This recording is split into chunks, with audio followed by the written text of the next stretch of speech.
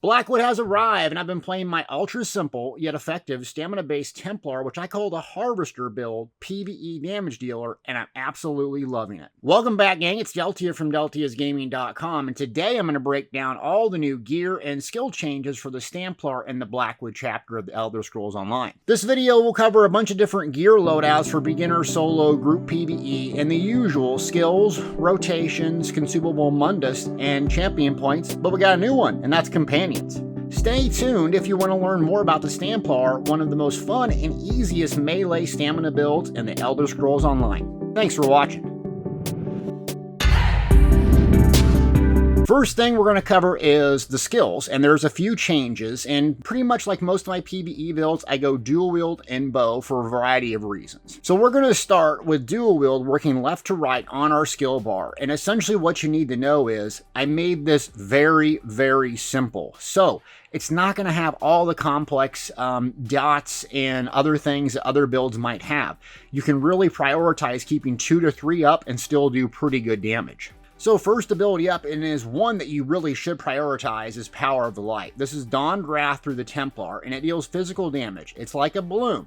Soaks up the damage, and then after 6 seconds, it explodes with the maximum of how much you've done. Essentially, this is your bread and butter single target thing you want to keep up every 6 seconds, and it also applies Minor Breach, decreasing spell and physical resistance as well. So pop this on, let it fill up, boom. Keep it up at all times if you can. Next ability up, and this is what I use in group. This is Deadly Cloak. This did get buffed from the last patch, so it's AoE damage reduction, and it makes good single target and AoE damage. You can cast this before you enter combat because it does not require a target, so consider this part of your pre-buff phase and try to maintain this throughout the fights, whether single target or AoE. If you're a newer player and you're not playing in groups and you're playing solo and you're struggling with sustain, you can flex this skill out for Consuming Trap. That's World Soul Magic skill line. Tag a target, dies, restores magic and stamina and health. It's very good for survivability. Third ability up is really just a resource sustaining tool. Keeping Repentance on our bar is going to give us a minor resource sustain. And also when mobs die, you're going to be able to suck up their souls, hence the Harvester name. So it's really simple just to keep this on your bar and keep those resources coming, because almost every fight in the game has one or more mobs. Consider your Repentance slot your flex. So if you want something else on here up front, this is where I'd put it. Next, we have Biting Jabs, your bread and butter. The thing about this that makes it very strong is a lot of the passives, Burning Light, it gives you crit, but really, it does AoE and single target. So it's a channel-based ability. Consider this your main spammable in AoE and single target. Camo Hunter is a Fighter's Guild skill, and slotting it gives you increased weapon critical and minor berserk when you're attacking from the flank, for the side or behind, which is going to be a theme in this build and a lot of the PvE builds I do going forward. And it's also just nice having this on your bar because it's going to increase weapon damage the more Fighter's Guild abilities you have on your bar, so it makes it very, very simple. So on our front bar, really we have 2 dots, a spammable, and a resource regeneration tool. Very, very simple. You could even take this another step further and have a very good 1-bar build. Drop Camo Hunter, just put Vigor on your front bar, and you literally have a decent 1-bar build with this setup. Flawless Dawnbreaker is the ultimate that I take. So having it on your bar is going to give you increased weapon damage. It's a good bursting tool. The other morph can provide a stun, which is quite nice, but getting a massive amount of weapon damage for almost 20 seconds makes it very, very hard to pass up my front bar. If you're playing solo, don't have Pale Order, you're struggling to survive, consider flexing Flawless Dawnbreaker out for Ren, the dual wield ultimate. It does a decent dot, but it heals you for the damage done for 16 seconds, making it very good when you're not playing with coordinated groups or without a healer. Our back bar is our bow, and so this is going to be primarily used for buffs and debuffs and healing, and the first skill up is a Fighter's Guild ability, and that's Barb Trap. Set a trap down in front of you, deals physical damage, and grants you minor force, increasing your crit damage done. Consider this your #1 priority on your back bar and what you should be keeping up at all times. If you're a new player and you struggle with rotations and damage over time effects, consider moving Barb Trap to your front bar and dropping Repentance or putting it back there, because you're going to really want to maintain this at all times if you can. Razor Caltrops is the next skill up. It did get a buff, and so what it really does is it has good AoE damage.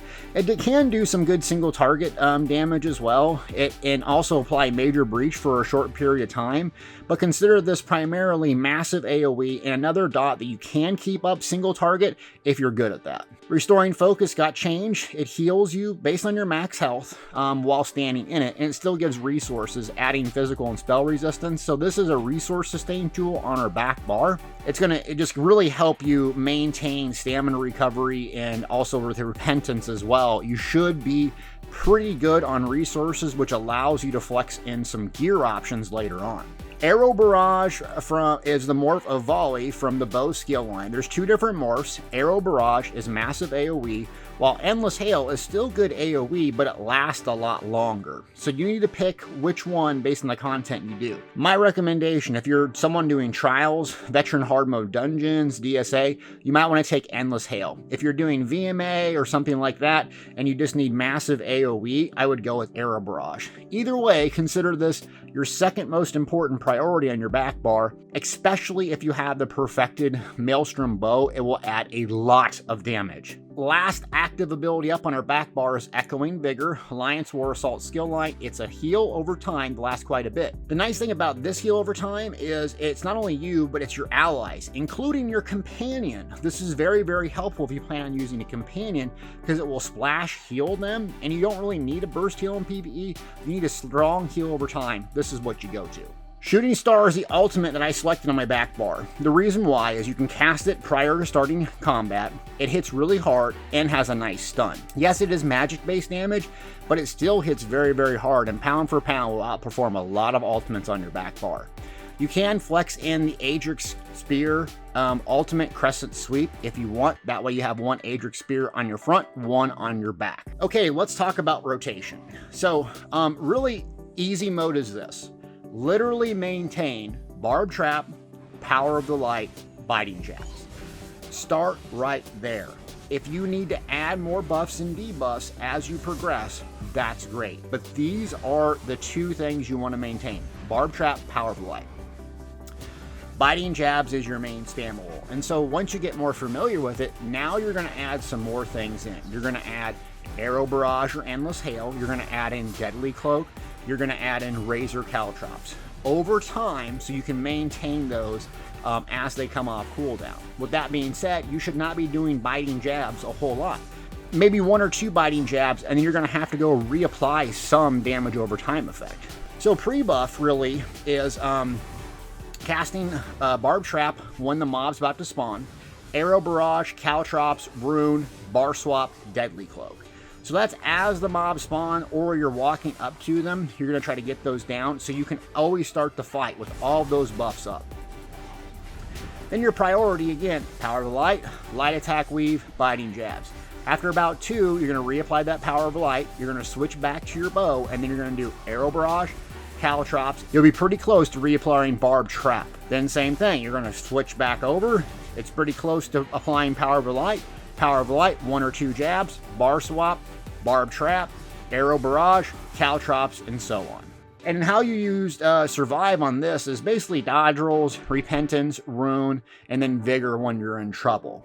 Ultimate, if you have enough ultimate for a meteor, usually I start that off, and then I use Dawnbreaker from there off on cooldown. And that's pretty much the rotation. Okay, gear, there's a whole bunch of options, and so what I'm going to do is give you a beginner loadout that I recommend a ton of people use, just because it's very easy to get a hold of this. It's almost everyone can access this, and it's a good starting point. So first off, you can have a Monster Helm. Monster Helms scale differently, okay? So I'm just going to give you a couple of things you want to use. Balrogs. This is found in March of Sacrifice. What it does is when you use ultimate, you get increased weapon damage and physical penetration. This is useful for a bursting tool if you want a damage type of ultimate, though I don't go with Salines anymore. One that's for survivability is Blood Spawn. When you take damage, you have a chance to get ultimate and physical and spell resistance. So this is nice if you're struggling with survivability and you need something to get by. Last is Engine Guardian, found in Darkshade Cavern 2. This just gives you resources at random, a percentage chance when you cast an ability. So it's just a nice resource sustaining tool, plus it can heal you as well, another option. And then the craftable set, Hunting's Rage, base game, 6 trait, found in Bankerai, Reaper's Marks, or the Rift. It gives you 300 weapon damage, some crit, and some max stamina. It's just a go-to stam set to start off. I went with agility weapons because they're very easy, very cheap. You can get them through Imperial City, Dungeon Finder, or you buy them on the trader. So for 2 pieces, it gives us a lot of max stam. While I went with Vengeance Leech, a PvP set found the Bruma Elite vendor because it gives you a ton of resources, including health when you kill stuff.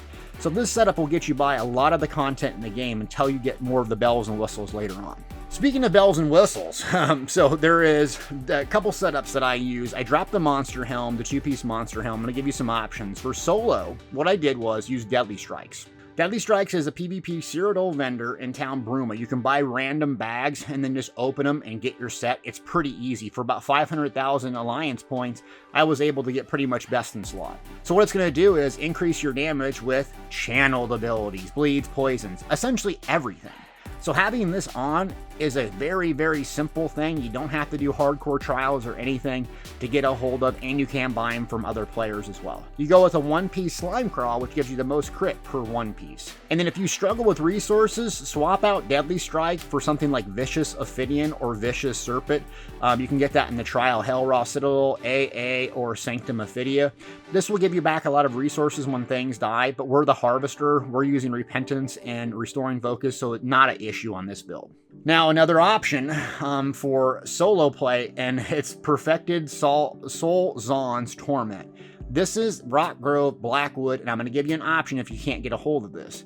So it's absolutely incredible. What's going to happen is it's going to drop a little gem, a little thing you're going to pick up called the Vengeful Soul after a mob dies. Once you pick that up, you're going to get a ton of weapon critical and critical damage for 30 seconds. Pound for pound, this thing will outperform almost anything out there because almost every fight you encounter, you're going to have a soul. But I realize not everyone has this. They don't want to play that mechanic. They're not into that. So if that's too much for you, you can't get a hold of it, you don't want to play around with it, swap in Briarheart. This is Overland in Hrothgar. You can find it by farming the gear yourself or buying it on traders. It's a very good option if you don't want to use Soul Zaans, but I still love the Harvester picking up the Vengeful Souls. It's awesome. And then for solo play, what you're going to do is use Ring of the Pale Order. This is a mythic. It provides ridiculous survivability. And it's going to basically not have a cap on heal anymore. So if you hit with a very, very hard ability, it's going to restore about 20% of the damage you deal as health.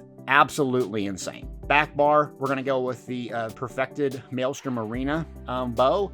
That's going to make our volley, whether Arrow Barrage or Endless Hail, hit very, very hard. So now what do you do if you're playing in a group? Really, the only change I make is I swap out Pale Order for Harpoon's Lading Kilt. This is a new mythic in Blackwood. Yes, it's a pain in the butt to get a hold of, but it's well worth it. It pairs insanely well with Soul Zaans. So as you're doing direct damage, you're going to build up stacks. And you get 10 stacks, you have a whole lot of weapon critical and critical damage. You're going to notice a massive boost in your damage. Now, again, this might not be easy to obtain. You might want a flexible option. When in doubt, the easy mode setup is 5 Deadly Strikes, 5 Briarheart, and a Monster Helm. What I'd recommend is Balrogs.